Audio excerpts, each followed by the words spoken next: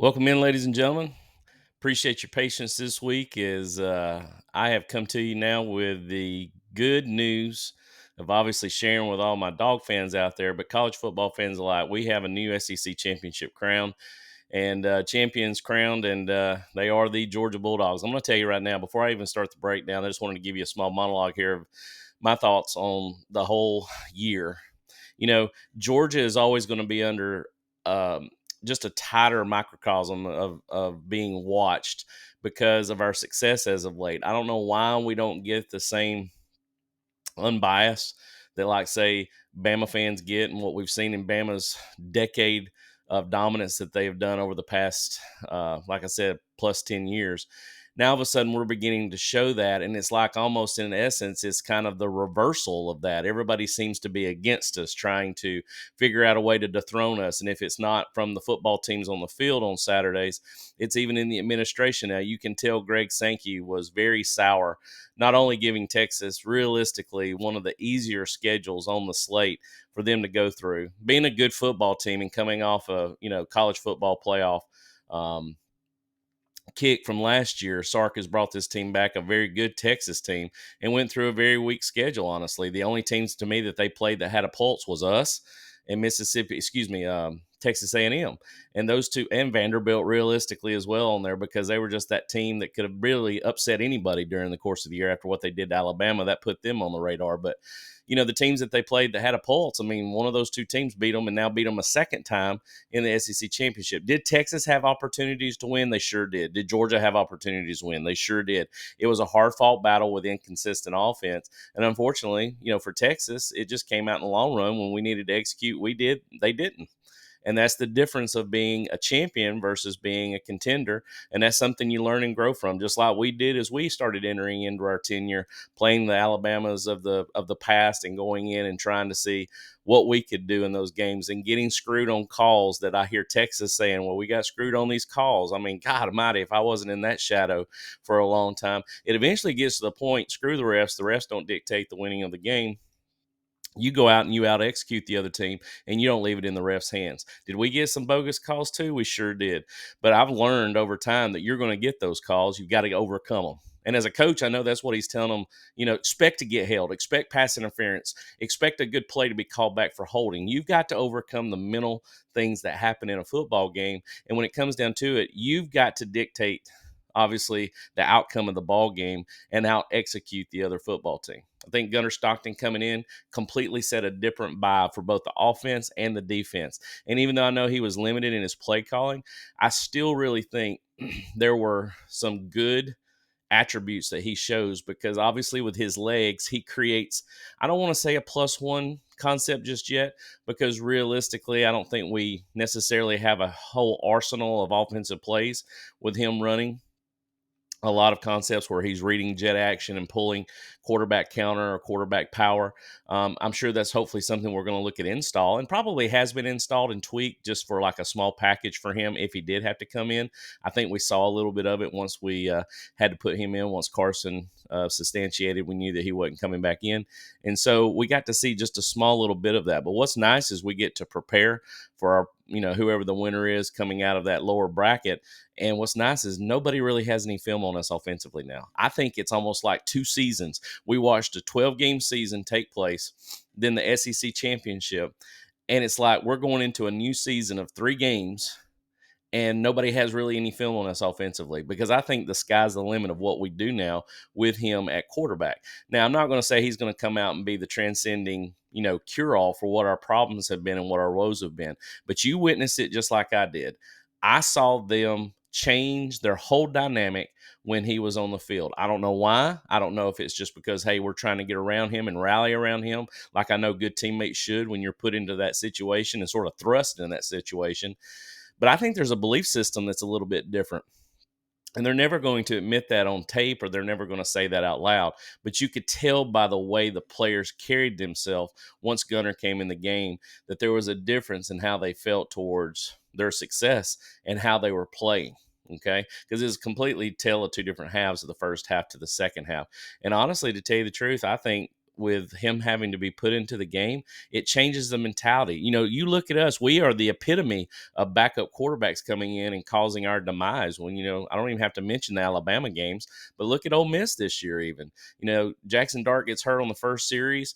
We have a score right out of the gate off the interception, and they bring in a backup quarterback on the second series, and he leads them right down the field to score, only to lead Jackson Dart back in the game. So, we've seen that from our situation. So, I don't want to sit here and tell everybody out there that, Gunnar Stockton is the next coming of Georgia quarterbacks. But I'm going to tell you this: when you rally a whole team around your presence on the field, that's a special chemistry that's not coached, can't be coached. Honestly, that's a leadership prowess that just, a kid who's waited his turn, who's patiently sat there and listened to the critics, myself included, and go out there and do some good things and help his team win a football game. Not only a football game, to me, one of the biggest football games in a college football season, and that is the SEC championship.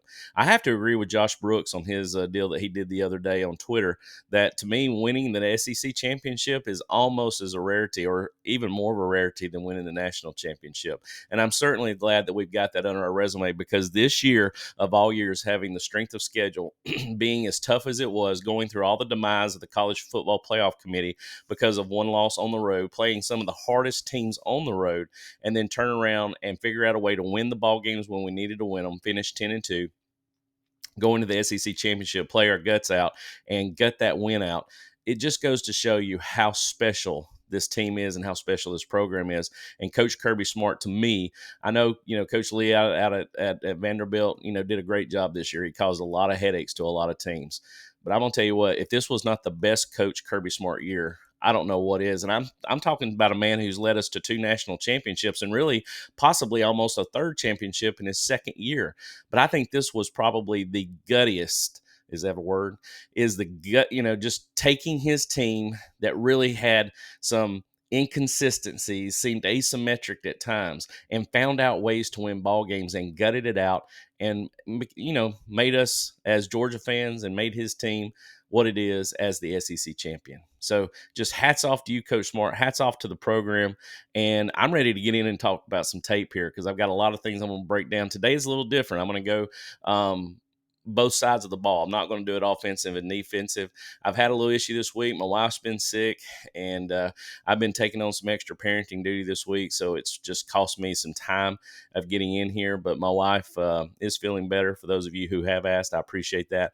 And I'm ready to get in here and get some tape taken care of. So here we go. All right, this is first play that I wanted to show you from Texas's side, and this is the reason why I love Sark as an offensive play caller. And I know a lot of us out there think that we can't scheme guys open like this, but we can. And this is just basically running a sluggo, but doing it in reverse off of what's called a whip pass. So what we're going to do is we're converting to a cover 1. The other safety that looks like we're too high right now is going to take the number 3 receiver out of the backfield. You can see him moving over as the running back is running out on his flame sweep. And we've got 2-on-2 outside with a Mike backer and the other linebacker lined up on the number 2. So you're going to have safety, backer, corner on the 3 to this side. You got your nickel. In this case, I think it's the nickel is in Malaki Starks, because KJ Bolden has the other guy. And then your corner on number 1 out here. So all we've got left inside is 4 down linemen with your Mike in the middle. And, really your only 2 zone defenders in this are your free safety and your Mike. Everybody else has got man responsibility. We're bringing 4-man pressure. We're not doing anything exotic. There's no X stunts, no crossovers, no tank stunts or anything like that. We're just bringing straight head up gap, cover 1 right here. And Sark runs a really good route into this. He does this twice, and I'm going to show you both of them. But basically what we're going to get on that right-hand side is we're going to get just sort of like a delay off the line of scrimmage, because what he's going to try to do is push into his receiver to run a slant, and what we would call the slant undergo or sluggo concept. It's usually a vertical with the slant underneath it. But in this case, what he's trying to do, this receiver is trying to use that guy as sort of a pick, and then he looks like he's running it out, which puts Malaki in a bind because he has to go over the top of these 2 guys right here. And what it does is off of that, it's run perfectly. He runs what's called a whip route, where you look like you're running. You can revert a reverse whip, which is going inside, putting your foot in the ground and running out. But in this case, he runs like the out route and whips back inside this way. So it's a reverse whip. And typically, I just call that either a snap. We created another concept for an inside cut versus the true whip to me, which is the outside cut off of that. But you can see here that puts Malaki in a bind. All right. So as we run off, you watch that right-hand side. It's a little bit of a delay. You can see him waiting for watch this like train wreck coming across. See that right there? See, that puts him in a bind to go over the top, which is exactly what Sark wants, exactly what OCs want in this situation, because you get lost in space on that separation. And when you're a man, the more separation you have, the more room for error. But not only that, because of that, it puts Malaki over the top with leverage, and he whips it down. And I guarantee you this is an option route. If he's trailing too much, he stays on the out route. I guarantee you that's what they tell him, is when you set this up, look, this guy ain't even wanting to catch the ball right now. You can tell this is all set up to free this guy up, and that's a slot guy, which we could do the same thing on this.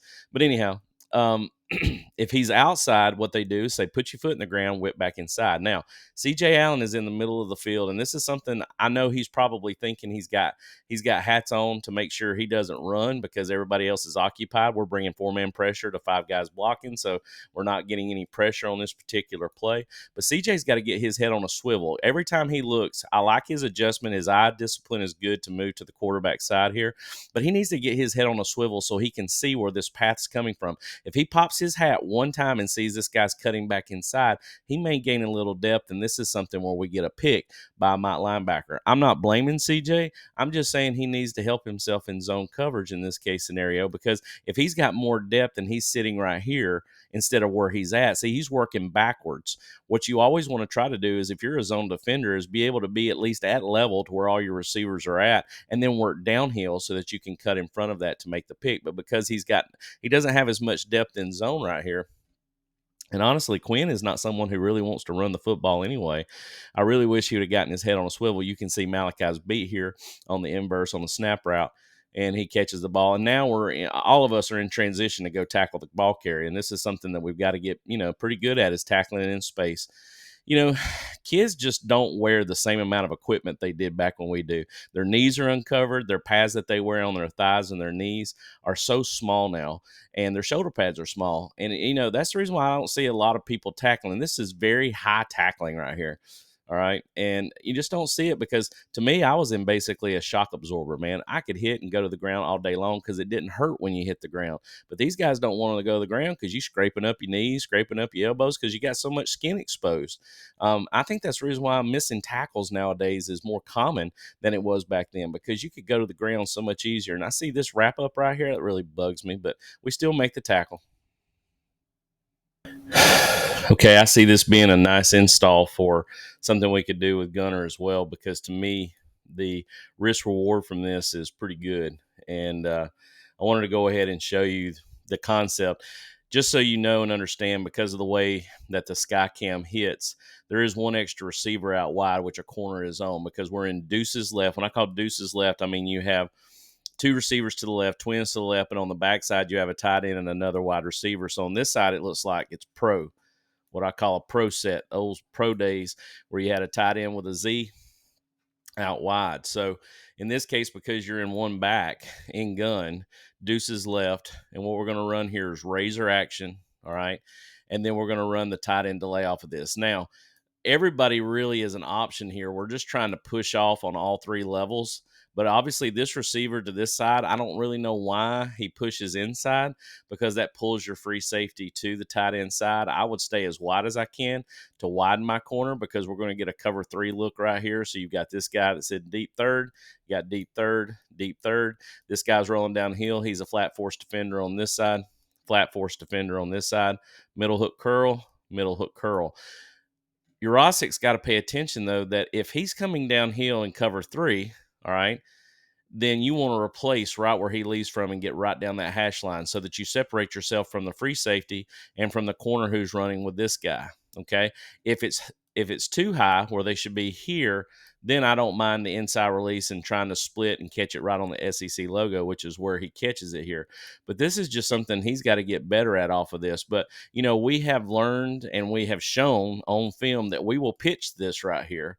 Okay. We're going to get slide left protection with the guard pulling out, which I like. Okay, because the tight end's leaving, so the guard has to take the place of where the tight end is. So when you get a pro set and tight end releases, this is a very simple slide left protection. Guard's going to kick out. Looks like kind of boot action off of this. It even looks like power, because if you're reading guards, you see the guard pull plus this motion. It's very easy to draw everybody down, and it does. It pulls these 4 guys and keeps them at the 5-yard level. All in this process, as this motion is going, you've got the jet action, the zone action. So these guys have to honor that. They are run defenders first, pass second. You can see the drop. There's your free safety in the middle of the field. Your other corner is going to be dropping too, all while Jurasic is running right by them. Now, like I said, he's got to be able to see this safety leave so that he ends up replacing this. The inside release, I don't mind him being here, but I would love for him to either widen here or choose to go on the outside of this and replace, because you can see here the spacing, all right, between the free safety and the corner would be a viable option, and you're not having to throw it over this dumbass umpire who don't get out of the way very well. In this case scenario, has to do a duck. So Jurasic makes a good catch. Not only he's a great 12th defender, but catches it in front of the free safety and risks getting shot. All right, you don't want to matchstick somebody like that. But Carson knows where he wants to go off of this. Aaron haven't made a cut yet. You can't even see on screen here, but that's also the same thing. No cut's been made. This is a primary objective to try to throw to your tight end, all right? If he's covered, all right, free safety's down on it, or you've got safety corner halved over this, I would almost assume this inside cut would be the next option to that.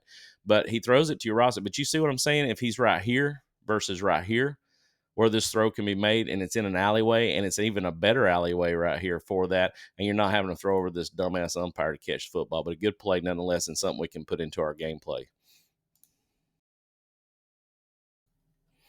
I know I've shown this play basically for what Warren Brinson does here, which is a phenomenal job by this gentleman, by the way.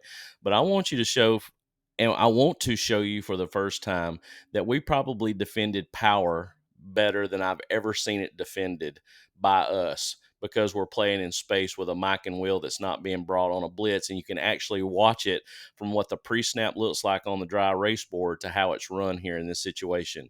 What we're going to get off this is you're going to get guard pulling to kick. This is what I call ghost left power, G and H. This is your H back. This is your G. So ghost, GH, ghost left.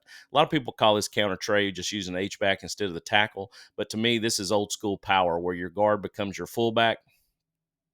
And then you've got the H that's pulling, which is basically like your guard in the old school pro I. And then you run power out of this. This is the way I call it. I know some people will call this counter Trey, but to me, a true counter Trey is bringing the guard in the tackle. All right. When you bring the guard in something else, you're just trying to run power out of a different variant of offense. Okay.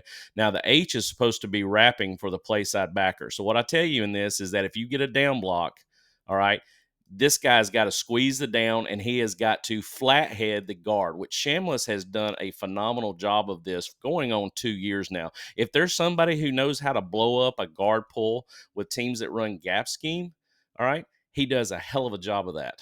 All right. Now, because of this, you're going to get a down block, and you're going to get Nazir Stackhouse, probably for the first time ever, not only is taking on a down block, but he's getting extension with his hands and not giving up his gap. All right. So what I want to do quickly is I want to show you just those two things first. Okay. Watch this right here as Shamlis blows the guard up. And look at Stackhouse right here holding his position and not letting that tackle or guard actually blow him up and get him down inside and drive him. By him blowing this up, all right, you give him no room. What I would love to see is him flathead the inside eye so that it makes this bounce and everything bounce to the outside here. But the thing that really looks good because of the squeeze by our outside linebacker to blow up the pulling guard, and by Stackhouse holding his gap. Now, I want you to watch now the next play. This is just Warren Brinson doing a hell of a job on a down block right here. Watch him swim. All right, he should be swimming the center because your guard's pulling, so the center's got to replace. Watch that technique right there. Beautiful. All right, now he's got inside track because if they continue to run power, it should hit right in here. All right. So with him being double teamed and holding his gap, that condenses the gap. Him actually missing the center and swimming him and staying low and not being high is absolutely phenomenal. Now, CJ, what I would love for you to do, kid, is I would like for you to get downhill just a little bit quicker to fit in that hole, so that what you do is you occupy this H back that's pulling, because you two are on a date. You're supposed to be hitting each other anyway, and you're going to keep your outside shoulder free, so that if it is hit correctly, it pulls the running back inside if he gets the football right here. Okay. And then, of course, that helps complement your other linebacker who should be fitting where they're at. Now, because of this whole scenario, and because we've outplayed them by this position, holding this position, not allowing guys to get up to the linebacker level, now you've got free linebackers running free to the football.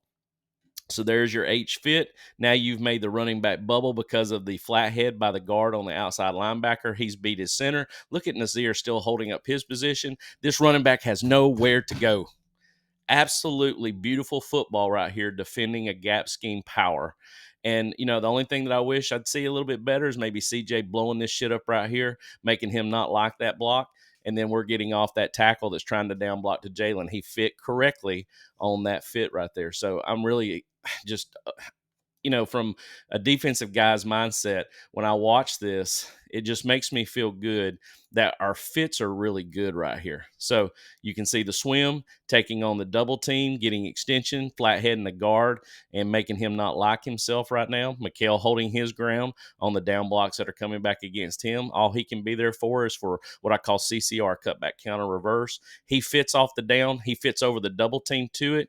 And you've got an outside fit, an inside fit, blowing it up here. This guy holding his gap, and this guy making a spectacular move. And we got a hell of a defensive play here, guys. Great job by the defense on this. I don't know how many times we've done this, honestly, but it looks really good right here where we run an eye stunt to the offset back, understanding that we might get zone out of this double slot look right here. So I'm going to explain to you what you see on screen, because it is pretty tight. So you have a Z receiver with an H, and here's your Y. So that means you only have one more receiver off screen right here. So believe it or not, there's 10 guys in this actual frame right here. And what they're going to show out of this is they're going to show sort of a stretch action out of this. And what I want to watch is, I just love the fact that we are going to attack and we're going to run ice here, which means we are going to offset going away from where the back is at, so that when these guys are setting to step, they're expecting people to anticipate that gap. And what we're doing is we're wrapping on the inside and getting skinny and getting back on the, getting over the top of our lineman right here. And Mykel does a hell of a job because he crosses the face here in the 74. Jalon fits off of that. And these two guys right here are what make this play. But I want you to watch TID. And honestly, Nazir Stackhouse had a really good game, a very quiet, good game that nobody's ever going to remember. But this kid right here played a hell of a ball game. Okay. Not only did he play a hell of a ball game, so did Warren Brinson. TID did some good things too. Our interior 3 and 4 did their jobs. Okay. So we're going to get the snap. Watch this neat little ice concept where we are firing oppo to it. See how that all of a sudden that frees these two guys up, where now you're engaged off of this. But see how Nazir has gone inside? It screwed up this zone concept out of this, or whether they're running stretch or zone here in this case. But see how he's gone inside, and that's made him miss, and now he's back over the top. Now, Jalon is fitting here. Mykel's fitting here. And honestly, those are the two guys that make the play. But Nazir, the reason why he's sitting here, makes this guy have to now bounce. He has to go this way into the teeth of these two guys who I really like. So there's no cut for him right here, because Nazir is going to make that tackle, and he makes it bounce to where we have a good, nice run blitz into that. So this is just a great play, because now Mykel is really doing a hell of a job. Even though he's getting blocked slowly and run over slowly, his leverage is off just a little bit. So you know what? Kudos to this guy for doing his job, staying on his block and blowing him up. But because Mykel is trying like hell to stay in that gap and maintain it, that allows Jalon, who's also being blocked in the side right here, but you're being pressured. So as long as Nazir continues to push, he's got to push. So even though we're being blocked by two guys and we're free because of a great technique on the eye stunt to the actual stretch play, we're in great shape to make this tackle. And Jalon, what a hell of a job, man. Buckus Award winner, third one to get it. LBU, baby, taking care of business to make this tackle, all while being blocked by the guard. Just a hell of a job, guys. Now, if you're interested in this play more in depth of understanding the true zone out of this, I really want you to take the time to look at this video that I actually made specifically for this one play. I take the time to walk you through the process of understanding hat to hat, understanding sound defensively, understanding where your run blitz is coming from, and how to take your team and put it into a good format right here. So what we're going to do, and I really think this is going to be something that we need to do a lot of with Gunner Stockton and being under center, but I think we need to include the fact that we actually have two guys potentially that can run the jet action right here. Because if we need to oppo this, we need to actually be running this zone this way. He's got to understand that there are more hats to the right side, and I know he's called this blitz into what he's thinking. We're going to be running some type of, pin and pull right here and reversing out and running tall sweep, and we don't actually run this right here. But he's got a good run call into our boundary, which, Coach Bobo likes to run in the boundary. But, this is something that Gunner's got to get better at, where he comes at line of scrimmage, sees that he doesn't like what he's got called here. You hear Coach Smart talking about all the time what Jake Fromm, what Stetson did, is they checked you off and put you into good plays that were helping you right here. You can see that obviously this is a little bit better to run the zone this way. And so you just oppo this. But because you've got jetbacks, this is obviously your jetback. Delp's not going to be in any contention to run the jet. It's the reason why having two jetbacks here would work, so that you can check out of this and run the zone either way. Now, they obviously run it into the teeth right here of us, but, if you watch our guard play right here, that's what causes the bust. We end up having too much of a conflict here as Jared and Tate step into this guy right here. This guy ends up becoming really Jared's guy, because you got a guy that walks up. He can't combo on that. He's got to take this first guy that shows. And what happens here, they run an ice technique to us. So as they step out, Dylan Fairchild steps, realizes he's got a guy coming all the way across his face to his weak side. And he ends up, because of the ice stunt, he ends up falling down, losing his leverage to this guy. He ends up icing. That guy replaces over the top, makes a hell of a play, just like I showed with Warren Brinson a while ago. But if Gunner wants to help himself out right here, he comes up to the line of scrimmage, he gets up and says, easy, easy, easy, oppo, oppo, oppo. And now all of a sudden what you got out of this is you got jet motion this way, and now you open up, look like you're going to hand on the jet, and we get zone going this way, because we should be able to block this a hell of a lot better going to the left than we are to the right, because right here we have 22, not 22 personnel, but 22, all 22 in the screen. So, with this being said, I could definitely see us running something that would be a good fit. Stepping here and blocking, obviously blocking here. These guys are comboing, and they're working and comboing up to here. And you're just sitting inside gap, not to let anything run through, and you hand it off downhill. And these guys are screwed because they're basically on the backside of this, and this safety's even feeling on this. But, it's always in the coach's office who has the drive race marker last. They caught a good run blitz into our offensive call right here, and we run a zone right into the teeth with two guards missing their play. If you're Coach Schuman, you want to dial up his play, because it was a hell of a play when we played him in Austin, and it was going to be ended up being another great situation here as well. We've got man on cover one, and what you're going to do is what's really big here is these two guys are basically switching their roles. Instead of bringing him down and bringing him on some kind of exotic blitz with your interior guys, we're going to bring this now immediately. We're going to just call a cat blitz off the edge, and he should replace to him in man. He's our free defender here, so you're in cover one. You're going to get man on, man on. He's got the running back out of the backfield. He's got tight end. He's your free defender. He replaces where the corner leaves from. And thankfully, I think the defender doesn't show, because I think it's a little bit of a bust. I think he doesn't realize to the last second, hey, there's a cat blitz on, so I need to be coming downhill and being running more with this dig that's coming across here. It's really more of a shallow route, I guess, to this, and be on him a little bit tighter. But luckily, Dalen gets to him so quickly that he doesn't have time to throw and has to get rid of it a lot earlier. And this is just a great play, a great cat and mouse game in a great ball game. Sark's drawing up some stuff that looks really good, and we're countering with as many counter punches as we can. And you're going to see here through this process how everything kind of delays out. Everybody moves to their spot. He's your free guy. But you can see here, he doesn't recognize that you got a cat blitz coming off the edge, because a lot of times those safeties will start sneaking down to let you know and alert you to a cat blitz coming on. And a lot of times if they catch it, you have to audible out of your stuff and replace and end up playing man and letting him be free now. But I do think he thought he was free in this.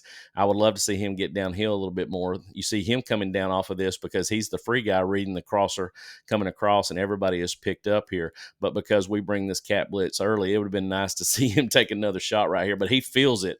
He's got to get rid of it, and he doesn't have any time. There's the defender that should really be on that crosser game, brother.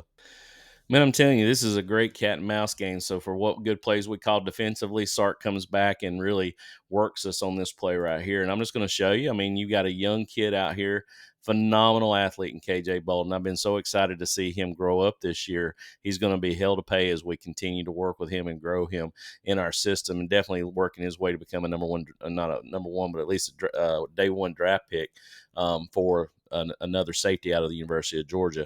But what you don't have in this situation is you have trips left. So there's two more receivers out to this side.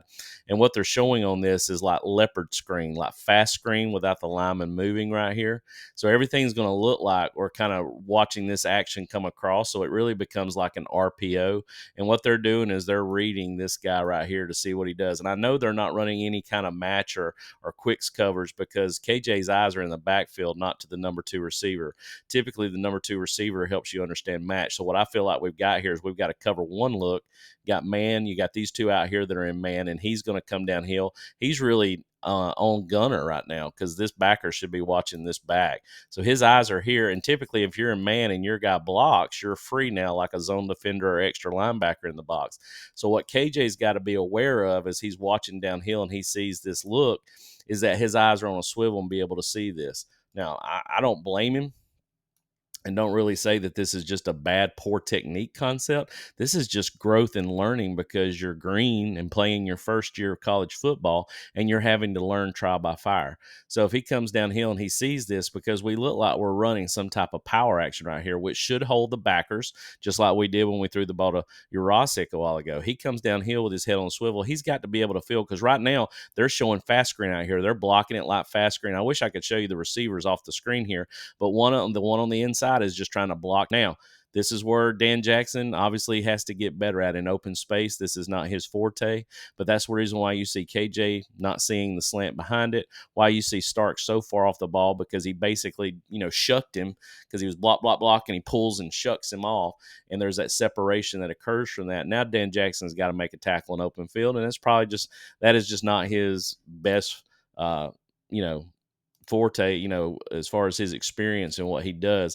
Tackling the open field's tough. That would have been probably one of there's probably a very small amount of sample size of people that could. I got into a debate this week with a gentleman who obviously has some head coaching experience and obviously, ball coach, understands ball, knows ball. Says that the zone, inside zone especially, is the worst play in football to run because it's easy to install, but yet hard to, basically execute. Well, I'm going to disagree with him on so many levels because the variances of zone you can run from outside to split to inside zone, play action off of it. You can run it out of two back, run it out of one back. There's so many confusion episodes you can as well, especially if you bring motion with it. It's really hard for eye discipline to hold on, and especially if your linemen block correctly, like they do in this case scenario, you open up a play for your running back. You would never believe, because of the way this is set up, there's not but one person on this that actually tries to ice this, which is Dylan Fairchild's guy. But you're going to believe this is that the whole concept is stepping to a zone area, and whoever shows you engage that guy. Now, it may make sense to that, but in this case, believe it or not, these three guys, the one that's right underneath my play icon, your stand-up who's walked up in the gap, and this guy on the edge are the three that these three actually block. The guy that's in a zero technique over Jared Wilson is actually going to be engaged by your guard. But what I love here, because of the fact of zone works when you have guys that try to penetrate upfield. So as they step upfield, every one of these guys, it's a very easy block for your actual lineman yourself, because as they step out, they're going just to take their guys and they're just going to run them in the direction they're going. That's beautiful when that happens. That way you can actually stay play side to the zone, and it's actually like running right underneath the rear end of the defender as they're being blocked out. The only one, Dylan Fairchild, does a great job as he comes across on the ice technique. Dylan almost gets beat again, but he's able to redirect and shift his hands and actually wall him off on this side. So you end up getting, because of the push out and the work up field, you end up getting a wall here, and Nate Frazier hits that. And when he gets out in space, man, he's a beautiful specimen to watch run the football. So I'm just going to let you watch all this glory right here. Big time deal. See the setup. I love the wall that's set up. Tate does a great job, man. He blows him up all the way to the SEC logo. I love it, man.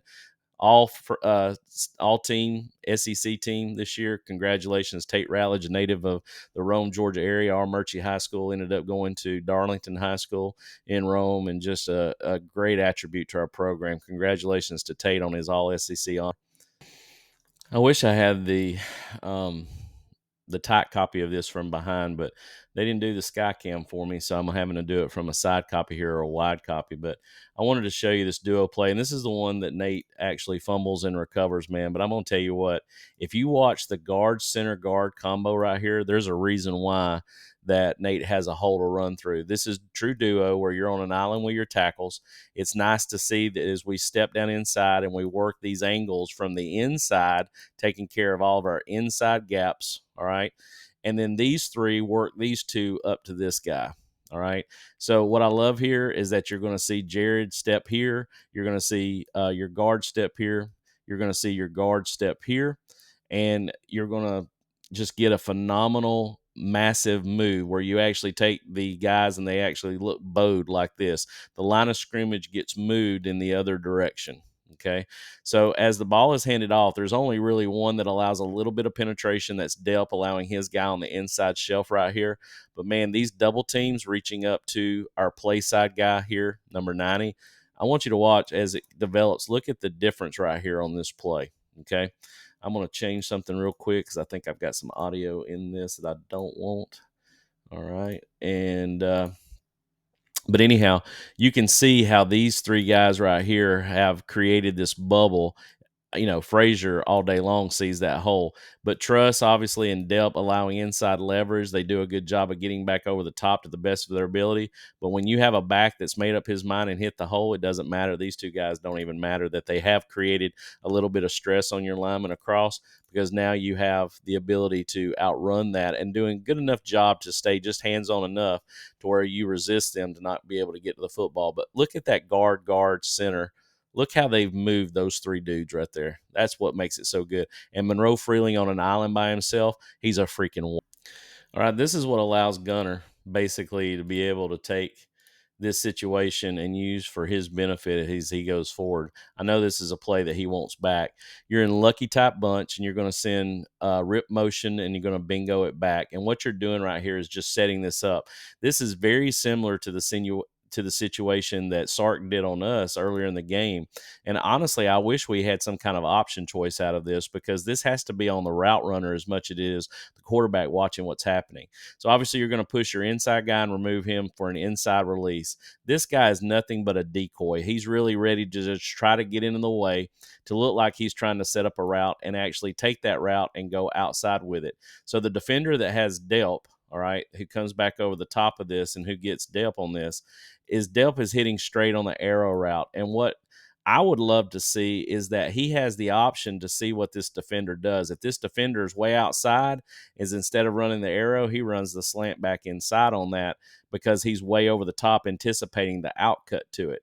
If he's on the inside of him still, then yeah, stay on the arrow route, continue to run it. And honestly, I still think even though the safety's over the top of it, right over the top of him right here, he still could throw because of the separation over the top. You see what I'm talking about here?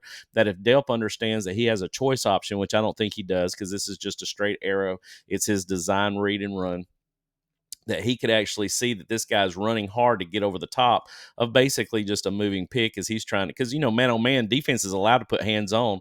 And this is the reason why it pisses me off sometimes when we get OPI called, is because if the defense can put hands on to jam you on the line of scrimmage, then this shouldn't look like a pick right here. He's trying to get off of that and actually get into his route. And you will see actually, you know, he's beginning to make his cut. So I'm going to back this up just a tad, just to show you again where I feel like if he sees this guy really pushing, that he can use this as sort of a moving screen and then run the slant behind it, because it does get, as you can see here, very nice and wide open on the slant. But still, if Stockton is looking, I think he can't see necessarily, maybe from this guy right here, because we've got it picked up front pretty well, that he throws the ball now to his outside shoulder, and we try to outrun this guy to the end zone because we have that spacing that we want right here. But God, man, to set up and have an option choice off of this to run the slant if he's over the top of that bubble, or if he's sitting inside the bubble, you keep going to your arrow route. But if you see him over the top anticipating that, use that, run the slant behind it, man. You got to.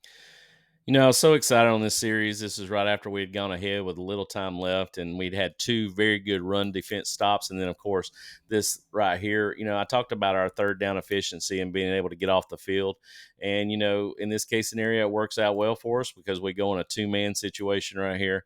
So everybody, we're going to bring just a four-man pressure, but I'm going to say this is the beauty if it gets home, how well we are locking key so well against Texas, because we're going to get Damon Wilson, and we're going to get Mykel Williams on an inside stunt. And these two guys bring pressure to the quarterback to make Quinn throw this ball a lot quicker than he wants to. Jalon looks like he's coming, and he becomes a spy sitting right here. CJ looks like he's coming too, but after he gets kind of held up because the ball comes out so quick, he ends up not really being a threat. So I would call this a four-man press, but realistically, three men get two Quinn right here. Our two outside guys, if you watch that leverage, we got a zone defender right here, zone defender right here. We're manned up across the board because they're in 2x2 ace. So you got two receivers to this side. There's two receivers off to this side. Our nickel and corner have got the guys off screen. And right here we have a backer, Smile Munden, and Dalen Everett, who gets the pick on this play on this side. So this is just a true two-man bringing basically a four-man pressure with a spy, and it's just phenomenal watching Dalen on this play. If you watch Dalen, he's on his inside hip, does a great job of chasing the hip down, great phase. And see, what happens is he's got to mirror what he sees. When he sees the hip sink on his receiver, his hip sink, and now he's coming back to catch the football, and you're in perfect position. If this is not fundamental man-on-man 101 inside hip and being able to turn with his eyes before the ball gets there, and then the ball's thrown inside. Even if the ball's thrown outside, he's still in great position to get across and at least get a PBU on this. But because Quinn's being pressured up front, I'll show you back real quick. Watch Damon and watch Mykel on this. Guys, this is just manning up your tackle. This is him being in the weight room, working hard in the offseason and busting ass, and this is the byproduct of what we got. It's hard to throw the damn football when your tackle's ass is right in your gap. All right. Mykel's working on the inside pressure here to get to the quarterback as well. These two gentlemen is what causes this throw to speed up, and this is the reason why